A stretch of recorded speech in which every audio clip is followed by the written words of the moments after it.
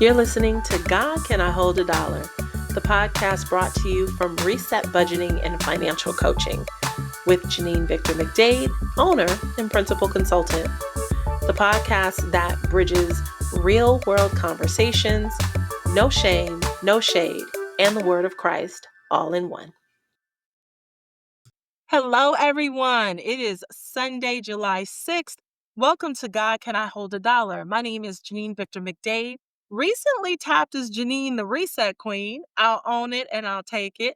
And I am the principal consultant and owner of Reset Budgeting and Financial Coaching and Reset Bookkeeping, where we work with individuals, small businesses, and churches with their everyday money with no shame and no shade, guided by the word of God. And so I am really excited to be with you. I was hoping to get this out in June, but something told me hold off because I'm glad. Because the big, beautiful bill that Trump has been working on for a very long time just recently passed. If you had the opportunity to enjoy the 4th of July and if you took in a little bit of TV and what have you, you saw all of that come to a conclusion with the signing of this bill. So my goal for this particular episode is for us to just break down the core things in this bill from what I've studied, from what I've gleaned and pulled from some resources that will affect the everyday person. And so first of all, I want to give a super big shout out to the money instructor on YouTube. Thank you, money instructor. He read all 900 pages of the bill. So big ups on that in itself. And he has a video that's called Trump's Big Beautiful Bill Passed, What It Means for Your Money. And I appreciated his video actually was just the most straightforward. And we're not talking about if you favor Trump or, our current president. If you don't, we're just going to talk about the facts and what's actually going to happen, what will be affected, what to consider. Because guess what? God reigns everything. God is the ruler of all. And so the government that is, guided by man does not have the final say. So we're not even worried about that. But what I do want us to know is we're talking about money and how we balance money and what have you. I do want us to be really, really clear on what changes are happening and what things may be going away so that you might be very mindful. But some benefits and some things that you might need to pay attention to, whether it will impact you, your family, your parents, your grandparents, whatever the case may be.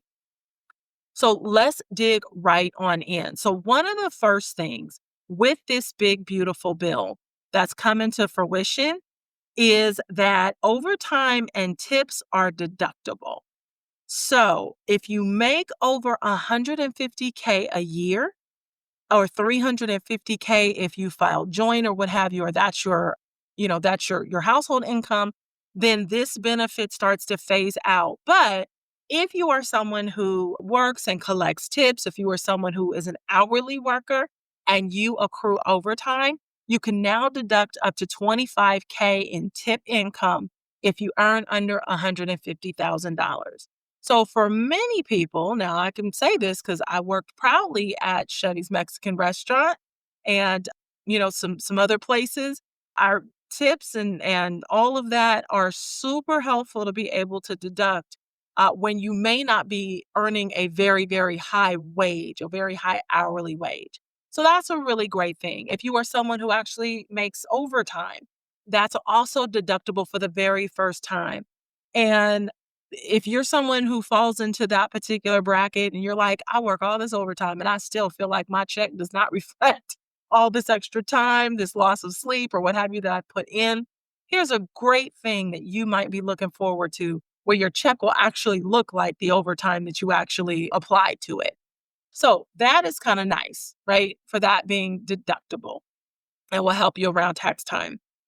Also, when we're talking about our parents, our grandparents, or what have you, for families, if you have family members, if you or someone else is 65 or older, you now may qualify for a $6,000 deduction. Now, that is something that you want to speak to your tax professional about because there's other factors that go into that. So please don't take that for face value. Now, once again, If you are making $75,000 as a single person or $150K, excuse me, combined for a family, then that is not going to be applicable. That benefit is going to phase out. So once again, if you're 65 and older, you may qualify for a $6,000 deduction, but only if you make under 75,000 as an individual or 150,000 as a combined family. So please check with your tax folks about two of those pieces as well. Now, this was really nice for only 4 years. Who knows if this will continue, but newborns from 2024 to 2028 will now get a $1,000 government seeded account. And it's called the Trump account. It's a savings account. And so if you happen to do your family planning, you may decide you're going to plan if you're going to expand your family or start a family, and you want to do that between now and 2028, all newborns are going to get a $1,000 government seeded funded account, which can grow, help, your little ones have a one up or a little bit of a leg up when it comes to school and college and so on and so forth. The benefit also with that is that there's no application. There's nothing that you need to do. The government will recognize anyone who has been born, between these time frames and automatically go ahead and create that account. That is wonderful. It is absolutely great. I think that's a wonderful idea. Okay, and we'll come back to that. Now, let's talk about some of the points of contention, some of the things that have been in the news and what have you. There is conversation about the car loans. And with that, you may deduct up to $10,000 in interest on eligible U.S. assembled auto loans. That sounds as confusing as it's written, right? It's supposed to ease financing costs. But do you know if you have a U.S. assembled auto loan? So if you're not sure about that, you need to check into your paperwork. You might want to, once again, get your tax professional on the phone. If you've already filed your taxes, they'll probably be very, very surprised to hear from you. Maybe not, since this bill is passed.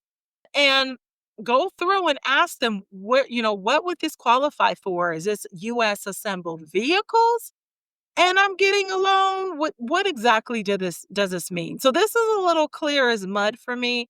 So I'm telling you, please, if you have recently purchased a vehicle, you want to make sure that you check in with your tax professional to see that you're not leaving money on the table. If you qualify, this could literally be up to $10,000 of a deduction, up to $10,000. So be clear about that as well. All right. And that's a cap, right? 10K is the cap. It could be anything less, but no more than 10K. All right. Now let's talk about some of the trade-offs here. Now, these are all wonderful and great, but if you think about the way that you manage your own household, when you're investing and pouring into one thing, sometimes unless you are bringing more money in, you're getting a side hustle, you're getting a benefit at your job, you are getting a promotion, you're getting a raise, there is some kind of injection of money into your actual budget or what have you, then some of that is offset. But that's not the case with our US budget. And we're already at a deficit. If I can tell you, the deficit right now, currently, according to our good old internet, our deficit right now is at, let's see, 1.36 trillion. That means that is money we do not have. $1.36 trillion is our current deficit. So keep that in mind. I'm talking about these wonderful and amazing options and benefits that come from this bill, but what are we actually taking away and what are we balancing to make these things happen? So the first thing, Medicaid. Medicaid now requires 80 hours of work per month for adults ages 19 to 64. Now, if you have a full-time job, you work a 40-hour week, this probably will not faze you. But if you're someone who actually works part-time and you're really concerned about Medicaid, then you might want to be mindful of this to be able to actually qualify for Medicaid. And Medicaid is the benefit where you are able to get health care provided that you are unable to work or that you become retired and you are not paying for your for your medical expenses. It is a huge benefit for folks who may not make a lot to be able to still have some coverage, be able to go to the hospital, be able to go and see their doctor. And so, like I said, if you're someone who works part-time, this may be a real big wake-up call for those folks. The other thing is that SNAP benefits could shrink. And so SNAP is simply the newest term right now for our food stamp program in the United States. These benefits could shrink, especially for families in states with high error rates. So, what does that mean? If there has been an error in turning in paperwork or getting things turned in on time or what have you, and by state, the government starts to track and say, man, we've got a 70% error rate in this particular state, or a 65 or 80 compared to this state over here, which maybe has a 20 or 30% error rate. They're going to actually scrutinize a lot more in those states where there are more errors. And SNAP benefits are the lifeline for a lot of families. They are the ability for folks to be able to go in the grocery store and buy healthy food for their families.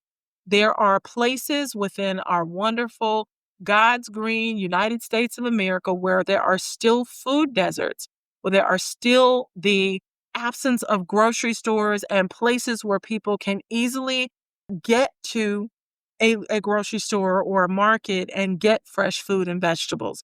There are places still in America where folks, the closest thing where they can get some kind of fruits, vegetables, or what have you is like a liquor store or a corner store because they may not have transportation or it may not be very easy for them to get to their major grocery store. So the fact that benefits could shrink for those that are receiving SNAP, I'm going to say, and we're not talking about the bad actors, we're talking about folks who really actually rely on this benefit because of maybe what they're earning or what have you.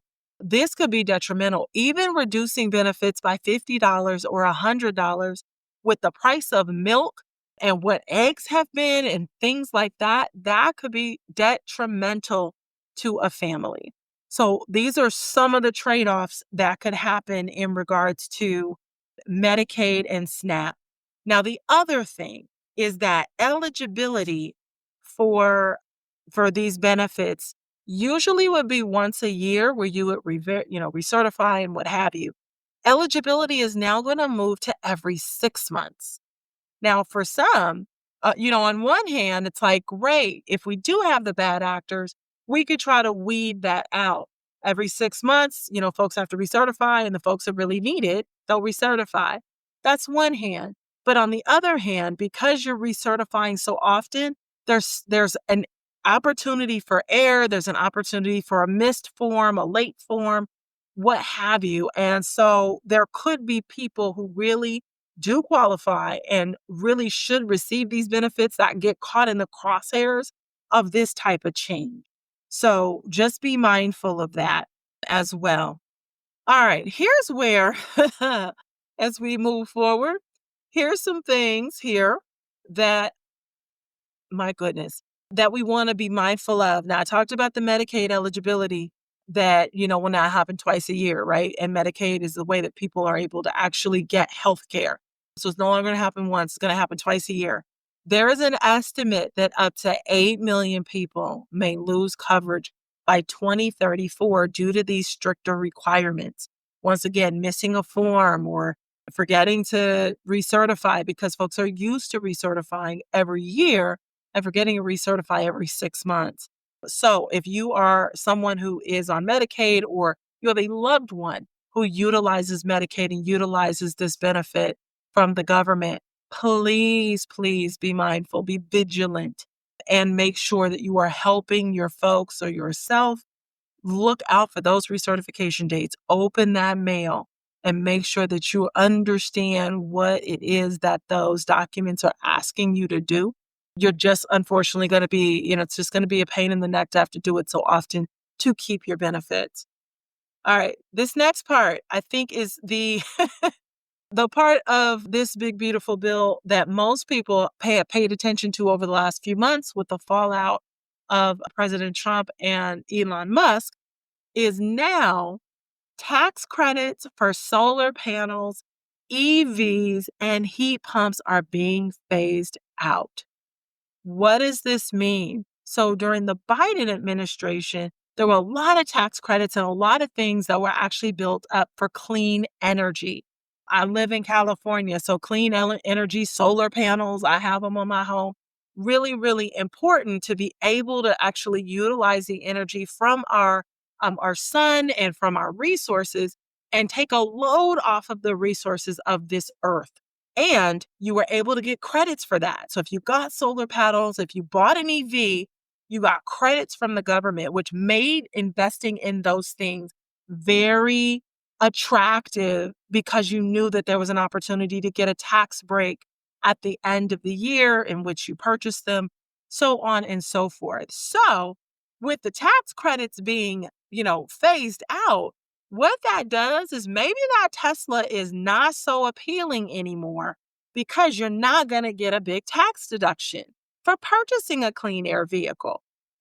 Maybe this $40,000 installation of solar panels on my house, maybe that's actually not quite worth it because I'm not going to get a big tax deduction at the end of the year that I choose to put those on here. So some of the recommendations from some experts or what have you is like you might want to hold off if you want to buy that EV, that Tesla, what have you.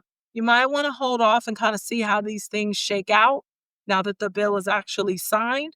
But it is apparently being phased out. So as a business owner who makes, EVs and who, creates batteries and what have you, work with solar panels and all of that, I would probably be a bit miffed too if I'm working in concert with someone who, you know, one hand shakes the other. I think we all know that happens in government, but this hand ain't shaking this other hand. And so, there's a lot of contention between President Bush, my Lord, between President Trump and Elon Musk. And I'm, pretty sure this has something to do with it.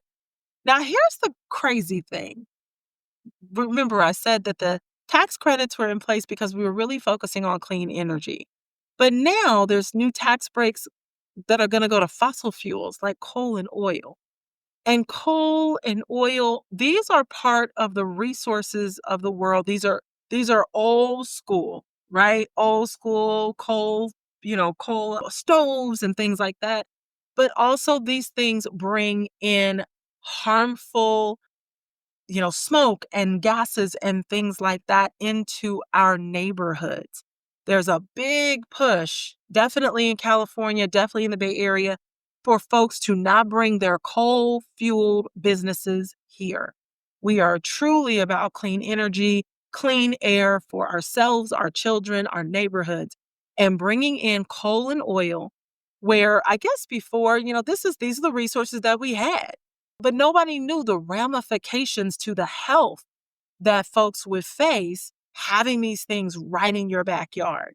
So there's tax breaks that go to fossil fuels such as coal and oil. I'm just curious who those tax breaks are going to because I'm not heating up my house with coal. Are you? All right. But anyway, let's keep going. All right. Now, let's talk about defense. This has also been a big point of contention, you know, in the news, in discussion. This bill, the primary investments of this bill go to this faction of the bill. And so there's so much spending that has been added. I'm not going to give you an exhaustive list, but I am going to share a little bit of some of the numbers. Over 120 billion is going to go to mission planning for Mars. Let me back up. Let me qualify that. But yeah, you heard me right. I said Mars. 120 billion, is going to border walls, ICE agents, and detention centers. Defense budget includes 10 billion, not 120, it's just 10. It's just 10 billion. But 10 billion is actually going for mission planning for going to Mars as a part of defense planning, whatever that is. Now there's 325 million that is going to deorbit the space station, and then another 85 million to move the space shuttle. Now, to me, these things aren't that important right now. We're already in a deficit, and I may not have all the information. Like I said, I'm just breaking some things down, but that's a lot of money. And we know that, President Trump, his campaign, the foundation was about immigration, the border wall. We're seeing so many things on TV that just absolutely break my heart, y'all. But yeah, that's a good amount of the budget. A good amount of the budget is going to these particular parts of the budget. All right. Let's also talk about some tax cuts. In this bill, we've got higher earners receiving tax cuts on average about $12,500 a year. But lower earners, folks that are earning much lower, income, might see as little as $150 in savings, while they may be losing key benefits. Once again, I mentioned SNAP and I mentioned Medicaid. So it says, let's talk about what the high earner and what the lowest earner, what low earners are. You may see the biggest tax cut if you are making a combined $217K or more. That's where the higher tax cuts are going to go, to the households that are making that type of money per year. So if you are a low earner, if you are someone that makes $35,000 or less, then you might on average see maybe $150 in savings. And so this is why this doesn't quite make sense, because if I'm a low earner, what I need is some really deep tax cuts so that I can keep as much of that money as I possibly can, because I don't earn a lot. And for the higher earners, right, there is money assumed, there's money that's available to be able to actually pay the taxes and not have such a blow taken to your home. This is where folks are like, wait a minute, this is skewing to the rich and killing and hurting the poor. And I would not say that you'd be wrong. All right. So for these, we talked about, the great stuff, right? And then we get here and we're like, well, wait a minute, to get this stuff, now this is going away. And we don't have an equitable situation.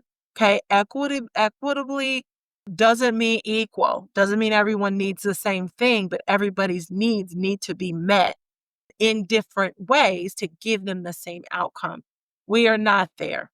And so I also talked about the deficit, the existing deficit right now, based on, pulling up information on the internet here, is 1.36 million. That's the current deficit. And I believe that's right before we left the weekend. This bill, it adds at least $3.3 trillion over the next 10 years to the existing deficit. All right. So if we're already at 1.36, right, and we're adding 3.30, we're just growing the amount of money we already don't have to give these particular benefits and put these benefits in place. Now, that's a conservative estimate. Some folks are estimating 5.3 trillion. 3.3 is conservative. And once again, this is just like, hey, enjoy all of this really great stuff now. Let's not worry about the future. Let's not worry about the folks that are going to have to clean this up and work on the deficit. And we get to a point where we leverage so much, we can't borrow anymore. I don't know if y'all have ever been in that place where you've leveraged so much of your credit that they are not extending credit into you anymore. That is my concern. is that we back ourselves up into such a corner that we're not able to have the things we need to have. Excuse me. So, a lot of information to keep your way. So, the gist of this video is if you are a senior, you have seniors in your life that you love, you are a person that makes tips on your job, look into these deductions, reach out to your tax company, your tax person, get an idea before the end of the year on what exactly am I looking at based on how I'm living my life, what I've got going on from a tax perspective, looking through the lens and perspective of this big, beautiful bill. I would much rather see you be prepared and knowledgeable than to be blindsided, thinking there's a whole bunch of things that you thought you were going to write off that you no longer can't, but also things that you can write off that you didn't know you could. All right. So if you have any questions, please put something in the comments here. How are y'all feeling about this big, beautiful bill? What are you most concerned about? Does this bill scare you? Are you kind of like, you know what? God is sovereign and we'll get through this? That's kind of what I'm taking away from this here. Subscribe, hit that subscribe button. Please drop a comment in the comment section below. And let me know, was this helpful? And what are you keeping an eye on in regards to this big, beautiful bill? Now, it gives and takes. That's going to give to, and some it's going to take. And for some people, it's going to do both. It's going to give to you while taking away. And really, is that a gift? If basically what's happening is it a wash? Staying informed is how you really navigate that as best as you can, y'all. All right. Thank you so much. I know this is a bit of a long video, but I really, really hope that this helped you. This gave you some food for thought. Look out for the folks. If this doesn't necessarily, affect you in a major significant way, I know you know people it does. So please pass this video along or give them some segments or just have a conversation. I love Money Instructor. He's like, but we're talking about it. So let's talk about it. All right. I love y'all. Stay blessed. Shout out to my girl, Nikki. It is your birthday. I don't talk about the big, beautiful bill on your birthday, but shout out for your birthday. And I also want to give an amazing shout out to my aunt, Adenike Adepoju. She was no longer here with us, but I want to shout her out and celebrate her. Her birthday was on June 30th. And she was adamant about me owning my own business. I've owned businesses, I've owned, factions of businesses, but it was never like mine. And she was so big on, I want you start your own business, you do this. And so I hope that she is looking down on me and smiling that I have owned and opened Reset Budgeting and Financial Coaching and Reset Bookkeeping, something that truly is all mine. All right. God bless y'all. I'll see you on the next podcast.